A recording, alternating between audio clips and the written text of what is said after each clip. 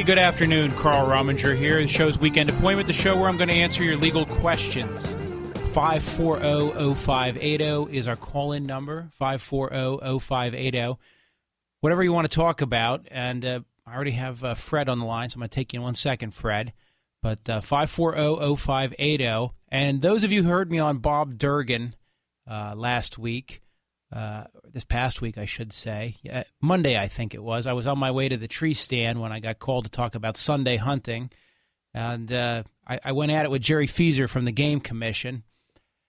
And I promised Jerry I would clarify one thing that I said.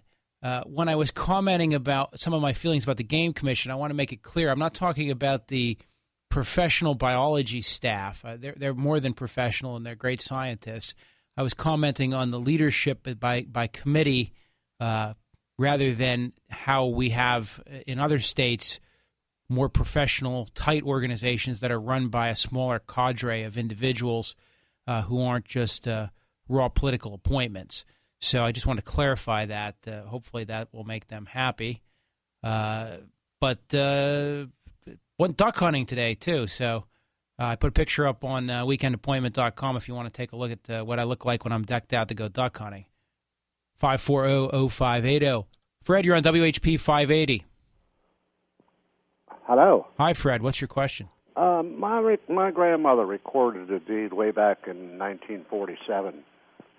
And evidently, well, they died, and my mother never really knew what happened to it. So I told her I'd go up to the courthouse and find out. So Okay. when I went up, they had a tax notice ready to send out to Corey and Smith, which she had died. So my mother paid the taxes on this land for about 10 years until she died. Okay. Then I picked up paying the taxes for the last 20 years or whatever it's been. But nobody's fixed the deed issues. No, and I was wondering, could I hold a judgment against this land and then just quit paying the taxes and it would be sold? Well, the short answer is if the land, whoever's paying the taxes would certainly have some interest in the land, but the deed needs to be corrected. It needs to get transferred into the current title or chain of title. So you have to do what's called a quiet title action. Theoretically, there's like 25 grandchildren. Yeah. So there's going to have to be a oh, goodness. Yeah. Yeah, so you would have to either sell it and then divide the money up through an estate or do a quiet title. Own it?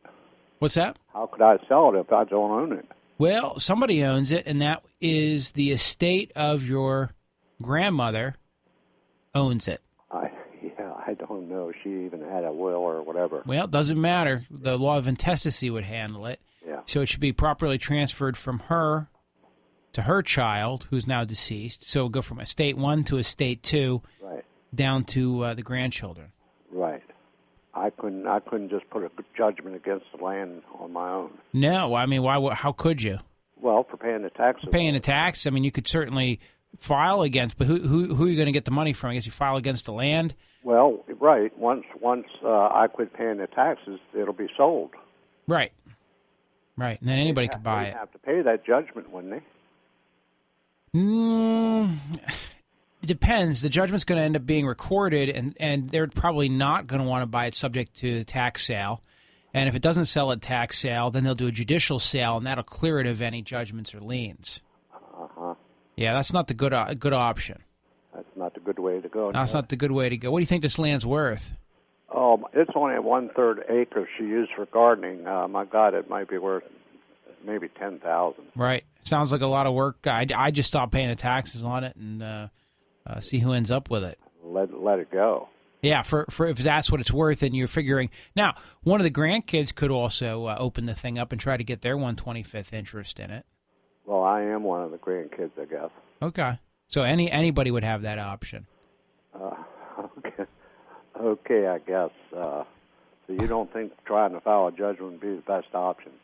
You could try it. Then somebody's got to buy it at the tax sale, but they're going to do a title search, and they're going to say, well, there's judgment against it. I ain't gonna buy a judgment. Right. And then the second time it's going to go what's called a judicial sale, which will clear your judgment. Uh-huh. All right? Okay, thank you. All right, Fred, good luck with that. 540-0580. I'm Carl Rominger. I'm answering your legal questions here. Dale, you're on WHP 580. Are you there, Dale? Oh, I'm sorry. The phone kind of broke up. That's okay. Hey, got a question on you for child support. Okay. And let me preference this. I know you're a Pennsylvania attorney, but you may be able to answer my question. Okay, what's the question? Okay. My wife was married prior to me, Okay. and she has 2 children from her first marriage. Okay. And we have the same judgment that we've had 8 years ago when she got divorced. Mm-hmm. Now, we asked for a review about maybe 3 years ago. Okay. The Commonwealth of Kentucky refused to review it because we couldn't get down there for a court date. Right. Now, we're asking for a review and possibly changing it up here to Pennsylvania. Okay. They're asking for all the information. They won't give me any information because I'm not legally my wife, if that makes any sense. Right. Because, but yet, now, the girls from her first marriage, I have no legal binding on, but they won't give a judgment unless I send my income status down to them. And that, I just don't understand that. Well, your income could be relevant if do you guys have any kids in your marriage? Yeah, we have 4 kids in our marriage. Yeah, well, then they need to know your income because they need to determine her financial obligation to those children. Okay. Which is going to be dependent upon her income and your income. That's the same way we do it in Pennsylvania. And, of course, I know nothing about Kentucky law. Yeah, I understand that. I would strongly suggest if you go to weekendappointment.com, and anybody out there can do this if they have a friend or family member out of state or anywhere far-flung, go to weekendappointment.com in the upper right-hand corner, click on the legal match link, and you can post those questions there, and some attorneys from that jurisdiction will get back to you. Now, we did go to, domestic relations the other day, and they said about sending the paper in, along with the paper to notarize, stating that we want it moved up to Dauphin County. Right. I take it that's all it takes, just a notarized note? I don't know what Kentucky's going to do. Okay. Go try that legal match link in the upper right-hand corner on weekendappointment.com, all right? Okay, thank you. All right. Folks, that's always a problem. You know, every state is different, and attorneys are licensed by state. Generally, if we have more than one license, it's only for a couple states and usually adjoining states. So if we went down to Philadelphia, we would find a lot of Philly lawyers are cross-filed or cross-admitted, I should say, in New Jersey, and vice versa if you're in that area. So, Cherry Hill, New Jersey, you're probably also admitted in PA, et cetera. Or they partner up so that a couple of lawyers in each firm are admitted in each state. If otherwise, as a general rule, we're not qualified to really answer questions for out of state, and that's why I recommend people use the legal match link, and that's why I have it in the upper right-hand corner of weekendappointment.com. Andrew, you're on WHP 580. Hey, Carl, how are you doing today? Good. What's going on? Hey, I just had a question. I recently, it's actually 2 questions on 2 separate traffic violations or moving violations. Okay. I had this long ordeal with a car that got towed down in Montgomery County. They ended up citing me in my Montgomery County old address and not in my Shippensburg address. Okay. I got a failure to respond, and that in turn suspended my license. I got pulled over and got cited for driving with suspended license. Called Abington back, which was the township that the failure to respond was from, responded, but they never cleared out my suspended license. Okay. So I ended up getting pulled over a couple weeks later, and then, I had to go through the same ordeal again. When I went to trial for them, the judges had said, well, if you plead down to a driving without a license, it wouldn't suspend your license. A 1501. Yeah, but when you do 2 of them within a certain amount of period, it suspends your license for 6 months. 2 1501s within 6 months, or within 7 years of a 6-month license suspension, yeah. Yeah, so I got my license suspended, and then I got an occupational off of that.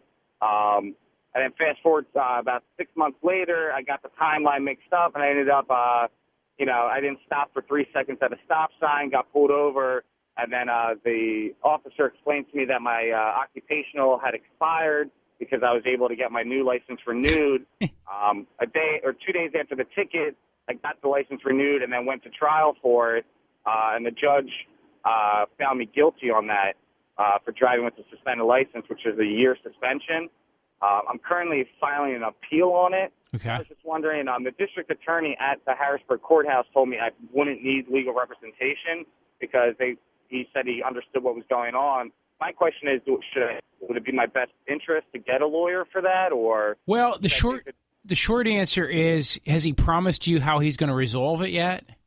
Yeah, he said he showed up, that whoever was going to handle the case would just, motion to just have it, annulled or removed off my record. Right. Well, I'd ask for that. I'd ask for that in writing, or if you go there and that's not what happens, tell the judge you were told that's what's going to happen, and now you want time to get an attorney. The risk there is a judge could say, you should have brought one with you. Yeah. So I'm of the school. There's a Warren Zevon song, "Send Lawyers, Guns, and Money." Mm-hmm. And, lawyers come before guns and money, and I think there's a reason. I always take a lawyer. Yeah. And I always take a gun. But okay. but if you follow me, it's better safe than sorry. Yeah. And then if I can ask you another quick question before I let you go. Yeah, but let me put you on hold. I gotta go to break here, all right? All right, cool, thanks. All right, hold on. We're going to go to break, 540-0580. Let's return to Weekend Appointment with Carl Rominger on WHP 580. Hey, welcome back. It's always good to be on the same radio station as the UFO Report. And Matt was just telling me he's got it figured out what's going on in the moon. Andrew. Hey, Carl, how you doing? Okay, finish off with that question quick here so I can get some more callers. Yeah, not a problem at all. It's just real quick. I recently, about 2 weeks ago, got into a single-car accident out on Gold Mine Road. You sure you should be driving?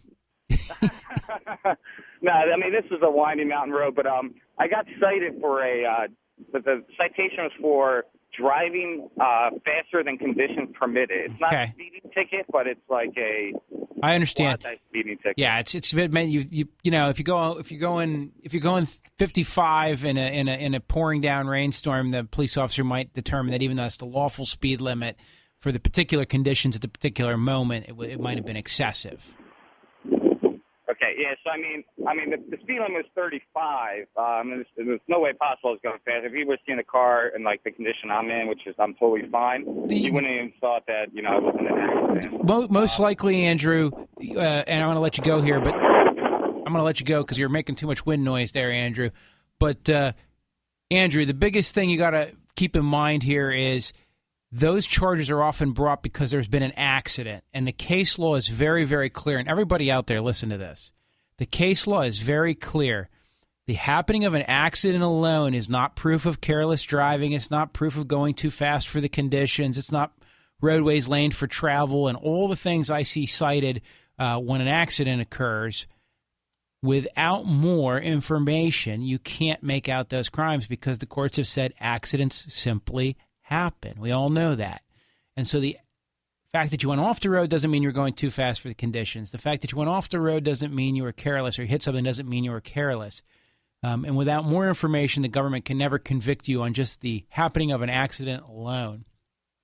Helen, you've been holding, I know you want to talk about college crime reporting. Yes, and I wanted one other thing. I just heard a guy who's running for prothonotary over in Cumberland County, Ken Lee, Esquire. He's from Pittsburgh, and he's been here 10 years, and he was saying that he wants the prothonotary's office to become something that has limitations as to who can be hired if they change it to being a bureaucratic position rather than elected, to be only a lawyer, because that will save money for the counties and for the entire state, because each prothonotary's office has to hire a lawyer anyway. So I'm just wondering what you thought of that. Yeah. As well as the thing about the requirement of the schools to notify two completely unrelated topics. Let's take one. Let's take one at a time. The answer is there are many jobs that non-lawyers can do. And I think, we have traditionally had row officers who are not attorneys. But if you're going to make it a professional position, using an attorney or somebody with a law degree is a good idea because so many of the things that come up are quasi-legal questions. And so I know that each row office, when I say row office, I mean pathonetary, clerk of the courts, register of wills, they all have their own solicitors because a lot of times they don't always have the expertise. The flip side is, and I will tell you this, I'm thinking just, for instance, of the register of wills in Cumberland County. I think she knows more about estate law than most attorneys I've ever talked to. So the long answer, short answer is, yeah, I think that's an interesting idea. I'm not sure in practice it's absolutely necessary, but maybe some minimal requirement for training. Yeah, the training. Yeah, that's a good idea because he was asking people to call their representatives. But I'm not sure it's a bad thing. I'm just not sure you're going to be able to always fill those positions. It depends what it pays, and it depends, why. I guess you want to figure out why somebody wants to have that job if they have a law degree. Yeah. And it's going to depend on what it pays. That's another thing that, I was just bringing that up because people listen to your show and the guy comes, you live over that area. But I would tell you, particularly in a pathonetary and in any of those offices, a lot of times quasi-legal questions or very legal questions come up, and it would be helpful to have somebody who's in the know, but I'm not sure you have to be a lawyer. You don't have to be a lawyer to know the law, particularly in one area. Contractors. Some people out there who buy and sell a lot of properties know real estate law better than the average attorney. Yeah. Tax assessors know tax assessing law better than most attorneys. Now, last time we talked, and this is what I looked up for you, reporting crime statistics and rates is actually in the 22 PA Code 33.111. And institutions are required to report to the state police in a form and manner for publication in uniform crime reports, and they yearly, and they also have to report to students and employees. And it says annually, each institution of higher education shall publish a crime report containing the crime statistics and crime rates for the most recent 3-year period, shall be distributed as required, which is to the students and employees, and on a campus-by-campus basis. And let's see, and they don't have to report anything immediately.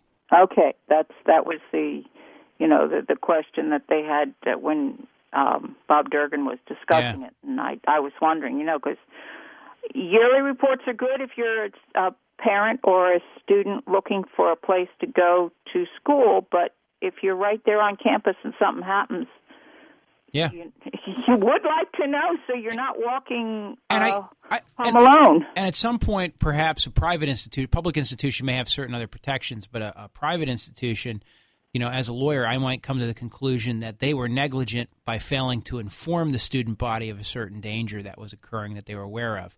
So I would imagine that most private institutions probably have a threshold of danger or urgency when they would notify the students. Well, thank you very much. All right, Helen. Thank you very much. Thank you for your thoughtful question. Glad I was able to look it up for you. Joe. Good afternoon, Carl. How are you?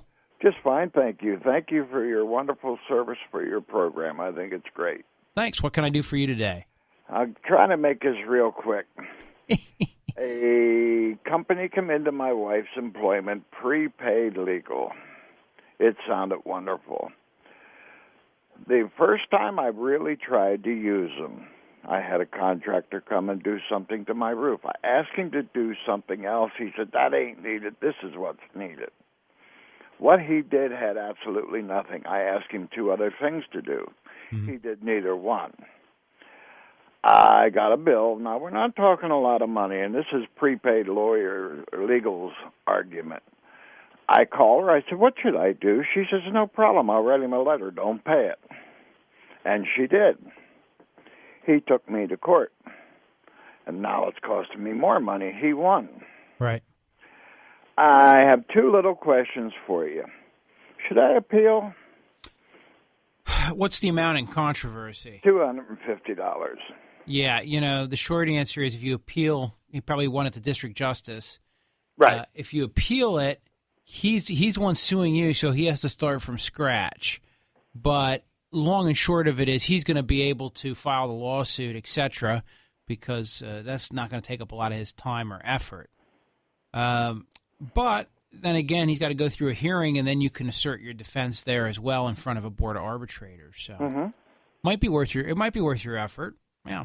I wouldn't hire anybody for $250 to fight over $250. I can just go to the prothonotary and file an appeal? You got 20 days from the date of judgment. Right.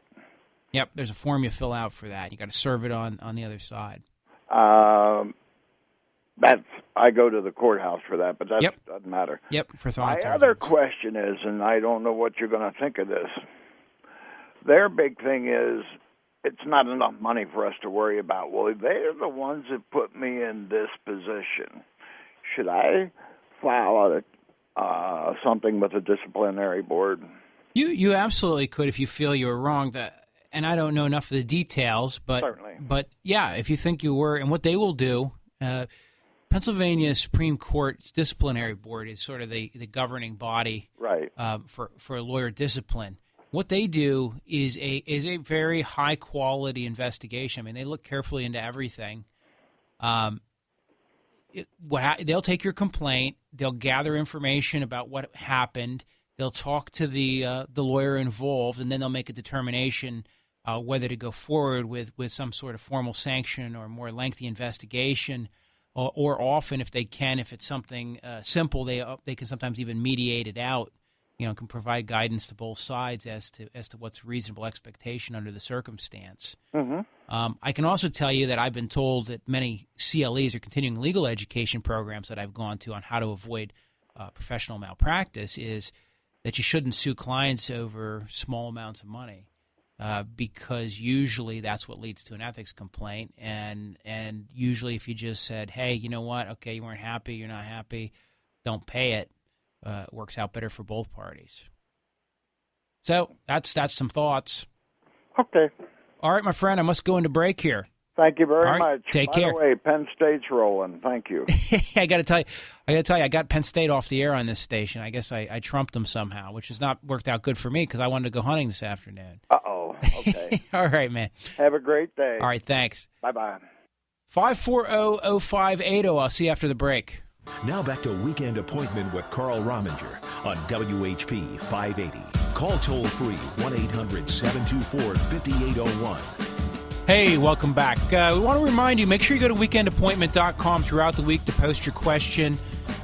It's a great place. I actually do read them and answer them. I had one I want to really point out here.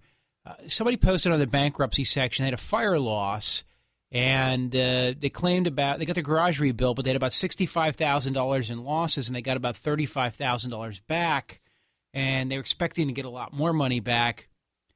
And I emailed him privately, and I said, did you use the insurance adjuster from the insurance company, or did you use your own adjuster? And he said, no, we used the insurance company adjuster. Well, folks, if you have a fire or other major casualty loss, okay, your house burns down, it floods, the basement fills up with water, whatever, the insurance company, even though they're your insurance company, you've been paying them premiums, once you become a big liability, a big claim, $50, $60, $70, $500,000, whatever it is, usually fire fits the bill here, they don't want to pay for everything. And so they're no longer your best friend. And the nice man they send out who smiles and pats you on the back and says he's going to help you get back on your feet is going to help you as much as he has to under the policy. But I'll give you an example. You have a replacement, actual cash value, replacement type policy. They're going to depreciate items. The depreciation schedule they use isn't necessarily accurate or one that a court would accept. So there is a person out there to help you, and it's not an attorney. It's called a public adjuster. A public adjuster is your own insurance adjuster who will work for you for a percentage of what they collect.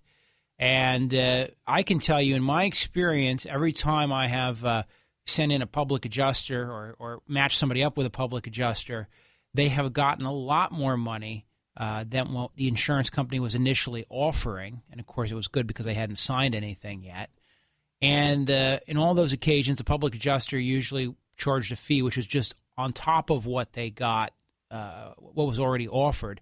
But I can tell you getting them involved earlier is always better because a lot of times people don't realize the value of what they've lost, nor can you accurately complete an inventory. A good public adjuster will help you complete that inventory by pointing out all the things you probably owned and lost that don't really exist.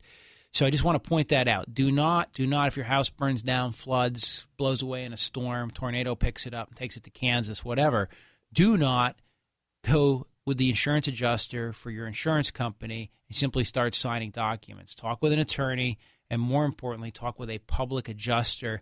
And if you're looking for a public adjuster, you can contact me through weekendappointment.com, where, of course, you can get your free will. Tony, you're on WHP 580. My talk line number is 540-0580. You there, Tony? Yes. Hey, speeding ticket. Okay. I got a speeding ticket. I pleaded not guilty, sent in my money to have a hearing, which was scheduled. 4 days later, I got a letter from Harrisburg stating that I have received 4 points on my license. Okay. Does that prejudice my hearing, or is that normal? Well, is that legal that they do that? You have to be convicted first. Yeah, well, how comes they sent me the letter? Is your hearing at the district justice, or is your hearing at the courthouse? No, the district justice. Yeah, then somebody erroneously sent it out as a conviction. Well, yeah, because I pleaded not guilty and sent them my check. You better check with the district justice office to make sure that they coded that right. Well, let me tell you, I went in there. I had the date wrong for my hearing. But anyhow, I was in there, and the lady said, let me have that paper. I'll check with Harrisburg. Check on the computer. And then she said, yeah, they had you down as guilty. Right. Well, I already pleaded not guilty and sent in my paper, and I got a letter from the district justice saying that my hearing is scheduled for next month. Right. So somehow the computer, the AOPC computer, which is supposed to talk to the PennDOT computer, made a mistake. So that should be correct. Your district justice should be able to correct that for you. But does that has no bearing on whether I'm guilty or not? Correct. Right? Correct. Computer error. Yeah. So I'm. Yeah. and don't ever take a 4-point offense, my friend. I always fight those. Yeah, I do. Well, there was 3 officers in a speed trap. One wrote the ticket, one waved me over, and one was sitting in the car. Yeah. But I know I wasn't going as fast as they said I was, but, that's my word against theirs, I guess. Yeah, there's a lot of other defenses besides your word against theirs. You'd be surprised. Well, this is my first ticket. I'm 70 years old. Okay. my first ticket in 50 years. I'm 4 years in the service, so. I'm not sure that's a defense, but it sure should be. It should be something, huh? All right, Tony. I paid them $164. Good luck with that ticket. Just for that little ticket. Yeah. Good luck with it, Tony. Okay. Thanks a lot. All right. Slow down. Right. You bet. Bye-bye. Oh, gosh. You don't want to ever just plead guilty. And what happened to Tony was he got a ticket, and the computers just didn't link up. But some other people who might have had more points on their license might also ended up suspended. And folks, it's just like, they talk to you about you got to look at your credit report and make sure it's accurate. Well, you got to look at your PennDOT report from time to time and make sure it's accurate. Sammy, you're on WHP 580 with Carl Rominger. My talk line number is 540-0580. Yes, Mr. Rominger. Yes, Sammy. How do I find out the details of the ethics complaints against a particular attorney? Well, if there's an open ethics complaint, they become public record. And so if you go to the disciplinary board's website. What is that website? It's the Pennsylvania Supreme Court website, which and then you can find the disciplinary board on there. And they maintain public records of disciplinary actions, and a schedule of disciplinary hearings are now open to the public as well. Pennsylvania Supreme Court. What's the? I don't know the URL, but if you go to Google and type in Pennsylvania Supreme Court Disciplinary Board, it'll take you right there. Okay, I thought maybe I could. All right, my friend, go get them. Sir. Hello. Yeah. Yeah. Okay, so I'll go there, and then. So these are all public then. In other words, if a citizen files a complaint, it goes to the state Supreme Court. Is that it? If it becomes a formal complaint, yes. Citizen files the aggrieved party files the initial complaint, and if they open a formal complaint on it, you'll be able to find it there.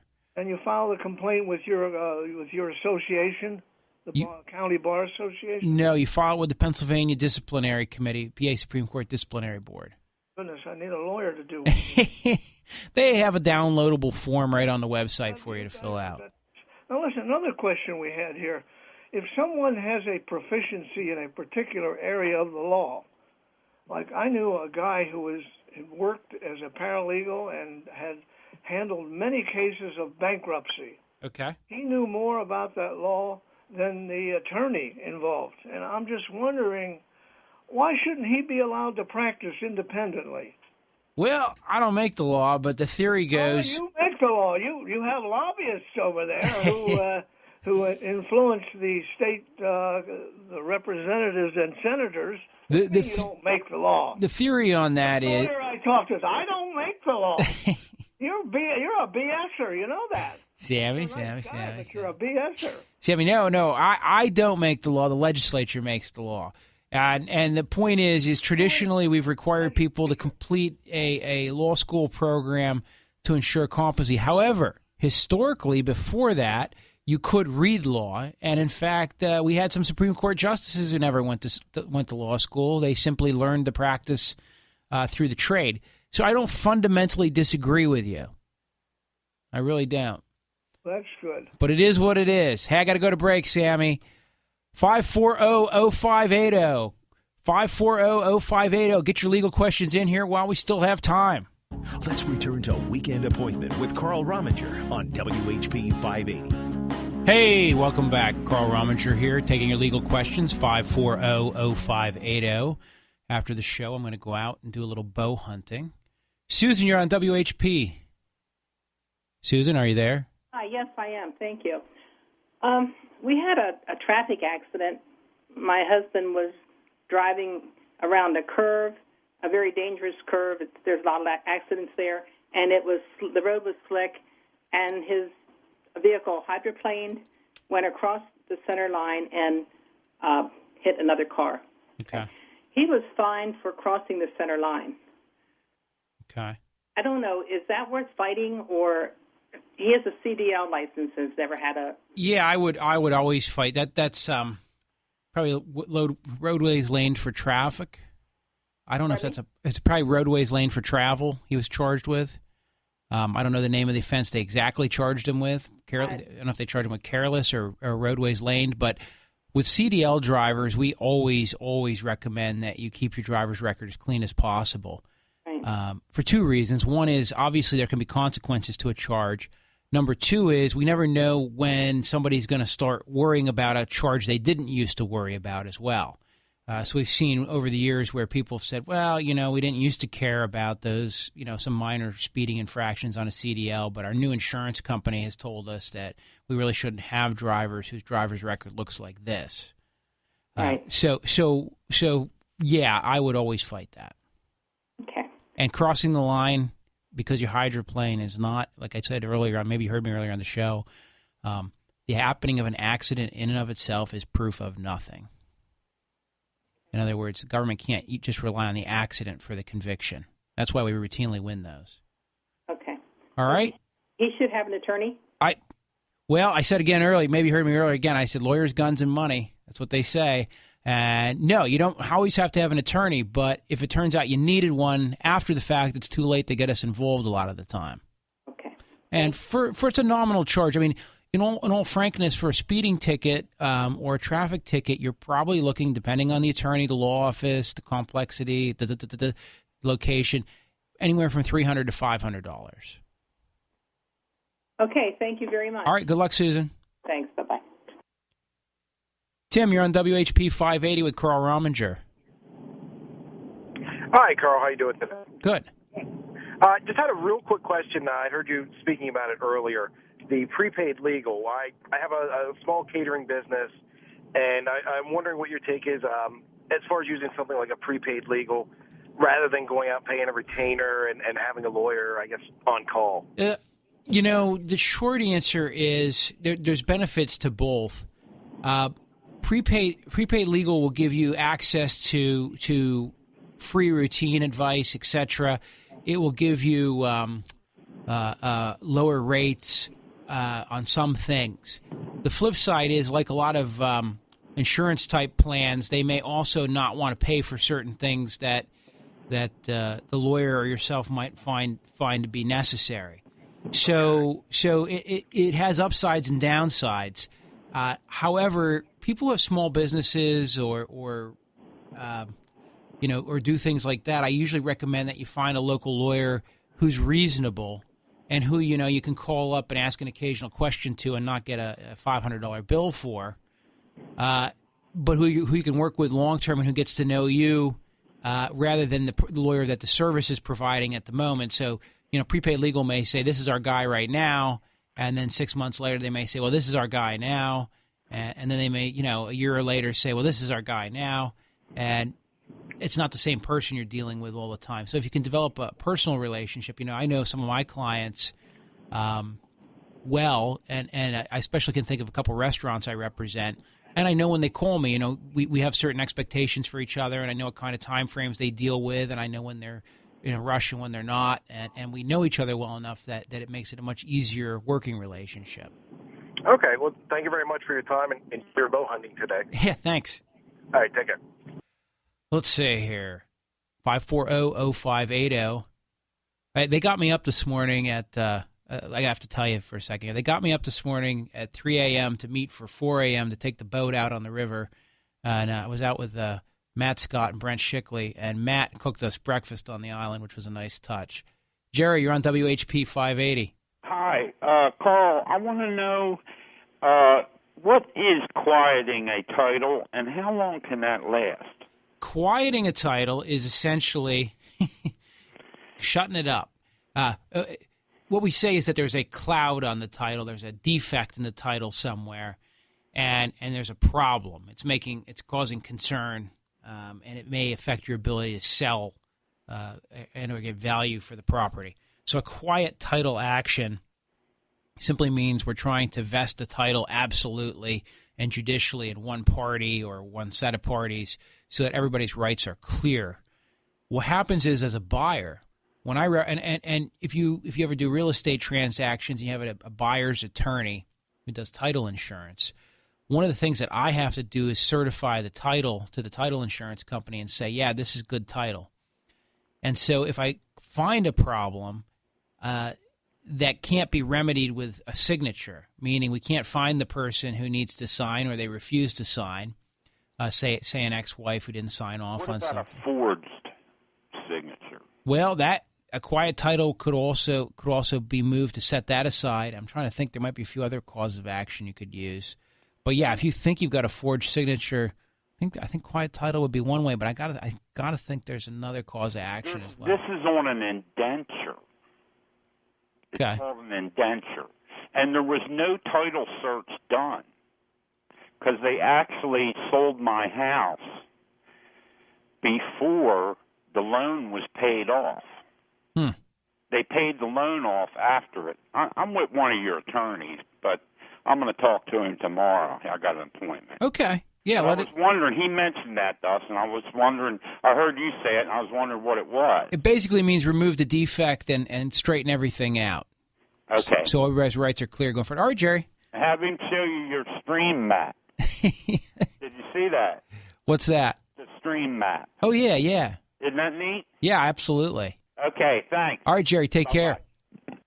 Yeah, quiet title is a good cause of action if you got problems. Greg, you're on WHP 580 with Carl Rominger. My talk line number is 540-0580. What's going on, Greg? Hi, how are you doing today? Good. Good. I just a quick question for you. See on TV these online, paralegal services for like LLC, things like that, and they're several hundreds of dollars cheaper than a local attorney would be. Is there any disadvantage to those? Yeah, there's a horrible disadvantage, which is you might not actually need them. I just met with a guy the other day who said, what do I need to do? And we went over some things, and we determined that it would not be in his best interest to do anything but a sole proprietorship. Because once you get an LLC, you've got to get EIN, which is an employer identification number, tax identification number.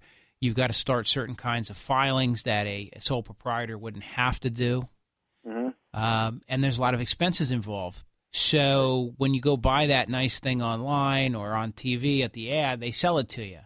But they also might not sit down with you and tell you that you didn't actually need to buy it and or what the true cost of operation is going to be later on and or why you might want to go with an LLC versus an LLP. Yeah, okay. All right, my friend, good luck. Here comes the music. Folks, I know I have a few people holding, and I apologize. When we come back next week, call back in again. In the meantime, go to weekendappointment.com. That's weekendappointment.com. Post your question there throughout the week. You can also get my law office phone number there, weekendappointment.com. And I'll see you all next week.